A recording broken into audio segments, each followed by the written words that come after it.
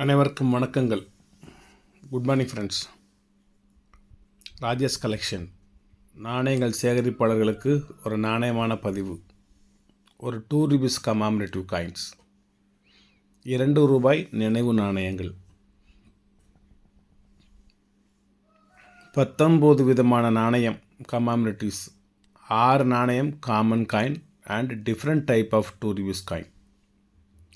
Total 25 coins, மொத்தம் 25 நாணயங்கள். 6 நாணயங்கள் பொதுவாக வெளியிடப்பட்டவை, ஆனால் வித்தியாசமாக இருக்கும். ஆகையால் அதையும் சேர்த்து இத்துடன் இணைத்துள்ளேன். வாங்க பார்ப்போம். National integration 1982 Mumbai mint. இது கமாமரேட்டிவ் காயின்ஸ். 1990 மும்பை. இது நேஷனல் இன்டகிரேஷன் தான், ஆனால் இது காமன் காயினாக வெளியிட்டாங்க. இதிலிருந்து காமன் காயின் ஆரம்பம்.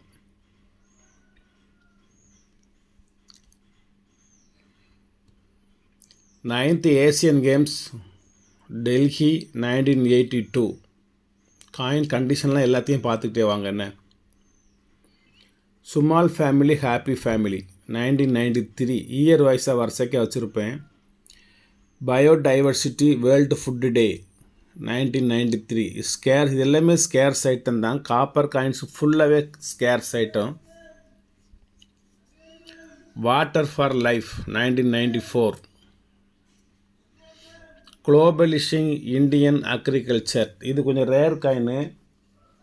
இதனோட ரேட் நீங்கள் வலைத்தளத்தில் வாங்க முடியாத அளவுக்கு இருக்குது. 850 ரூபாய்க்கு இருக்குது.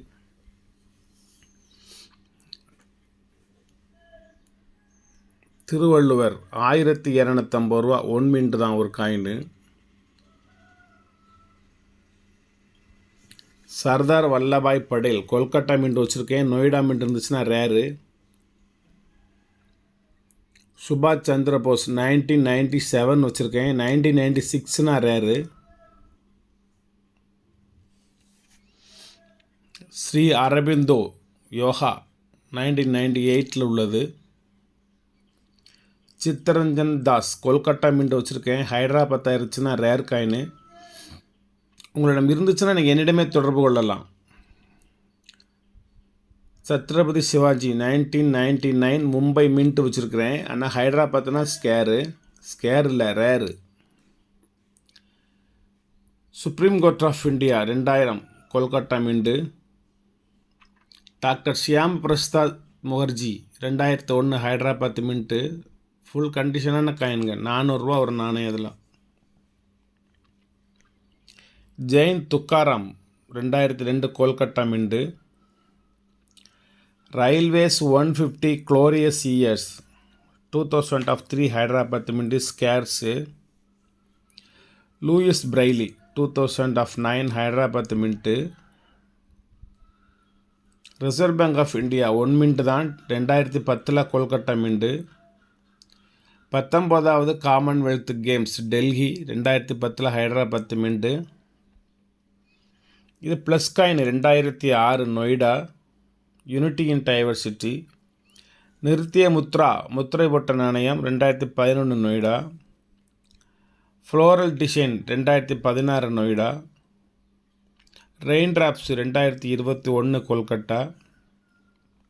75th இண்டிபெண்டன்ஸ் டே அகம் சீரியல் 2023 ஹைதராபாத்து. இதில் 2021 இருந்துச்சுன்னா அது ரேர் காயின். அது கமாமரேட்டிவ் காயின் 2021 மட்டும். அதுக்கப்புறம் இது அந்த டிசைன் நல்லா இருக்குது அப்படி சொல்லி டோட்டலாக எல்லாமே காமன் காயின்லேயே இந்த டிசைனை கொண்டு வந்துட்டாங்க. மொத்தம் 25 நாணயங்கள்.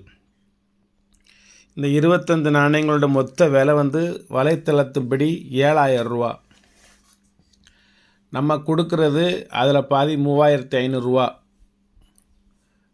அதுலேயும் பாதி 1750 ரூபா. நான் அதுலேயும் பாதி கொடுக்க முடியாது. 4ல் 1 பங்கு ரேட்டு கொடுத்துருக்கேன். 7000, அதில் பாதி 3500, அதில் பாதி 1750 ரூபா கொடுத்தீங்கன்னா போதும். இந்த ஒரு செட்டு 25 காயினே உங்களுக்கு கொடுத்துருவேன். இது A to Z total full coin set. இந்த கமாமரிட்டிஸில் இந்த காமன் காயின்ஸ் வந்து ஒரு 4-5 காயின் வைக்கணும்னு அவசியம் இல்லை. இருந்தாலும் அது வித்தியாசமான நாணயங்கள், 2 ரூபாய் நாணயங்கள் இந்த மாதிரி வெளியிடப்பட்டன அப்படின்னு உங்களுக்கு தெரியணுங்கிறதுக்காக வேண்டி அதையும் சேர்த்து வச்சுருக்கேன். காயின் ஃபுல்லாகவே ஸ்கேர் சைட்டை வச்சு குட் கண்டிஷனான நாணயங்களை வச்சுருக்கிறேன். அதில் ரேட்டும் அதில் போட்டிருக்கிறேன். அந்த விலைக்கு நான் உங்களுக்கு தரல. ஒவ்வொரு நாணயமும் இப்போ இது 150 ரூபானா அதில் பாதி 75 ரூபா, அதில் பாதி 37,000 ரூபா. இந்த மாதிரி 4ல் 1 பங்கு தான் உங்களுக்கு ரேட்டு. இதுக்கும் ரீசனபுளாக உங்களுக்கு கொடுக்கணும்னு எனக்கு ஆசை தான். என்னால் இயலவில்லை, வருந்துகிறேன், மன்னிக்கவும். எனக்கு ஒரு செட்டு தான் தேவை, மற்றபடி நான் மற்றவங்களுக்கு கொடுப்பதற்காகத்தான் நான் செலக்ட் பண்ணி வச்சுருக்கேன். இருந்தாலும் ரீசனபிள் ரேட் அப்படின்னு சொன்னால் இது தான். இதுக்கும் குறைச்சி உங்களுக்கு கொடுக்கணும்னு எனக்கு ஆசை இருக்குது. எனக்கு நாணயங்கள் கிடைக்க மாட்டுக்கு. ரொம்ப டிமாண்டான நாணயங்கள் வந்து நான் ஒன்று மட்டும் வாங்கி உங்களுக்கு நான் சேல் பண்ணிவிட்டு உட்காந்துட்டு இருக்க முடியாது. நான் எது வாங்கினாலும் 100 நாணயம் 200 நாணயம் வாங்கி நான் இன்வெஸ்ட் பண்ணி வச்சுருவேன். அப்படி வாங்குறச்சுமே அதில் பல ஆயிரக்கணக்கான ரூபாய்களை நான் முதலீடு செய்ய வேண்டியது இருக்குது. நான் ஒவ்வொரு செட்டும் உங்களுக்கு கொடுக்குறச்சமே நான் ஒவ்வொரு நாணயமாக பர்ச்சேஸ் பண்ணி உங்களுக்கு கொடுக்க முடியாது. அப்படி கொடுக்குறதா இதுக்கு 7,000 வேணும். அதுவும் ஒவ்வொன்றுக்கும் சிப்பிங் சார்ஜ் கொடுத்தே வாங்கணும். அதுவும் ஒரிஜினலை தரேன்னா, டூப்ளிகேட்டை தரேன்னா, கண்டிஷனை தரேன்னா, அன்கண்டிஷனை தரேன்னா அவன்கிட்ட ஒன்றும் பேசவும் முடியாது, ரிட்டர்ன் பண்ணிக்கிட்டு இருக்க முடியாது, பேசவும் முடியாது. அவன் தமிழும் தெரியாது. அதனால் இது வந்து உங்களுக்கு தமிழில் நான் உங்களுக்கு விவரம் சொல்லி தரேன். 100% ஒரிஜினல் காயினு, நோ டவுட்டு. என்னுடைய வலைத்தள நம்பர் இருக்குது. நீங்கள் என்னுடைய வாட்ஸ்அப்பில் தொடர்பு கொள்ளலாம், ஃபோனில் தொடர்பு கொள்ளலாம். ஏமாற வேண்டாம். ரொம்ப முக்கியமான ரேர் காயின்களில் ரேர் கரன்சிகளை வந்து வலைத்தளத்தில், ஃபேஸ்புக்கில், நிறையா சேனல்களில் கரன்சியாக காமிக்கிறாங்க. அதெல்லாம் ஒரிஜினல் கரன்சி கிடையாது. அது வந்து கலர் ஜெராக்ஸு. ஒரு முக்கியமான தாள் வந்து 350 ரூபா 450 ரூபான்னு கொடுக்குறாங்கன்னா இவ்வளவு விலை கூடல உள்ள தாளை எப்படி கொடுப்பாங்கன்னு சொல்லி நம்ம யோசிக்கணும். உடனே ஓஹோன்னு சொல்லி ஓடி போய் வாங்கிடக்கூடாது. நாணயங்கள் 1996 நேதாஜி நாணயம் இன்றைக்கி வந்து 10,000 15,000 20,000ன்னு போயிட்டுருக்கு. ஒருத்தர் 3,000 கொடுக்குறாரு. நீங்கள் அதை வாங்கினீங்கன்னா அது டூப்ளிகேட் நாணயம், ஃபேக் நாணயம். 5ஆம் ஜார்ஜ் மன்னருடைய 1919 1920 வருடத்தில் உள்ள 8 அணா நாணயங்கள், நிறைய போலி நாணயங்கள் நடமாடுது, வாங்கிடாதீங்க.